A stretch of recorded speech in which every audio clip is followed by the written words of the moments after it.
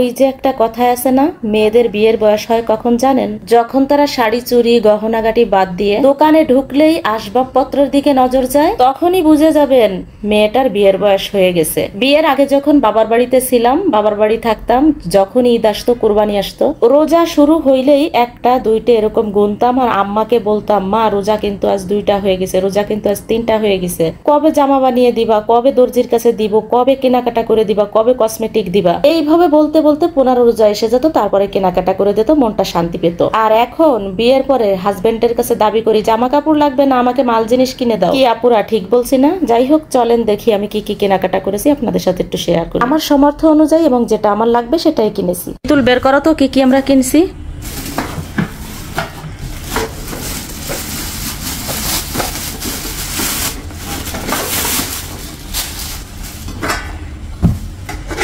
এটা হচ্ছে রোস্টের জন্য, অনেক ময়লা, তবে এটা পরিষ্কার করা নেই, ধুতে হবে।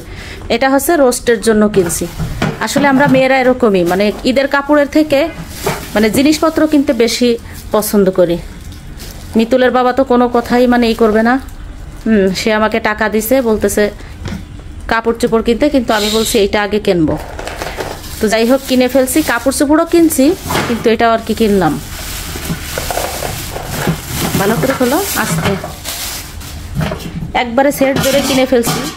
অবশ্য এর থেকে ছোট সাইজও আছে, কিন্তু আমার কাছে অত ছোট জিনিস ভালো লাগে না, যার জন্য আর কি আমি একটু বড় বড় জিনিসগুলো নিচ্ছি। এটাই হচ্ছে 13 সাইজ, এটা 13 সাইজ। এটাই বলছে কয় কেজি চালের বিরিয়ানি করবে? 2 কেজি বলছে না, 2 কেজি চাউলের বিরিয়ানি ধরবে। এটাই রাখো। আর এইটাই হচ্ছে ভিতরে ভালো, ময়লা, ওগুলো পরিষ্কার করতে হবে। এইগুলোতে কিন্তু নতুন জিনিসে রান্না করতে খুব ভালো লাগে। আমি ঈদের দিন এইগুলোতেই রান্না করব, যেমন এটাই গরুর মাংসটা রান্না করব আশা আছে ইনশাআল্লাহ যদি বেঁচে থাকি। আর হচ্ছে এইটাই রোস্ট করব, এটাই রোস্ট করব। আরও একটা জিনিস আমি কিনবো, সেটাই সেমাই টেমাই আর কি রান্না করব, সেমাই এগুলো রান্না করব। তো বন্ধুরা কেমন হয়েছে গাইস, আমার এই জিনিসগুলো কেমন হয়েছে একটু কমেন্ট করে জানাবেন। বিরিয়ানি কাটটা কি, এটা বিরিয়ানি রান্না করতে হয়? আমাকে মানহা বেবি বলতেছে এটাই তো বিরিয়ানি রান্না করতে হয়, সে বিরিয়ানি পছন্দ করে। তো যাই হোক, আমার মতো কে কে এরকম মানে শপিং বাদ দিয়ে এইগুলো কিনতে পছন্দ করেন একটু কমেন্ট করে জানাবেন। আর আমার জিনিসগুলো কেমন হয়েছে সেটাও একটু কমেন্ট করে জানাবেন। তো ভিডিওটা এই পর্যন্তই, ভালো থাকবেন, পরবর্তী ভিডিওতে কথা হবে। আল্লাহ হাফেজ। মিতুল আল্লাহ হাফেজ দাও।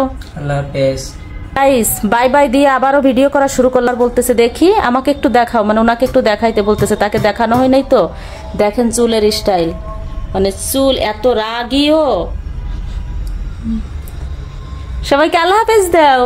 আল্লাহ হাফেজ, ভালো থাকবেন, ভালো থাকবেন। ঈদ মুবারক। ঈদ মুবারক। Thank you.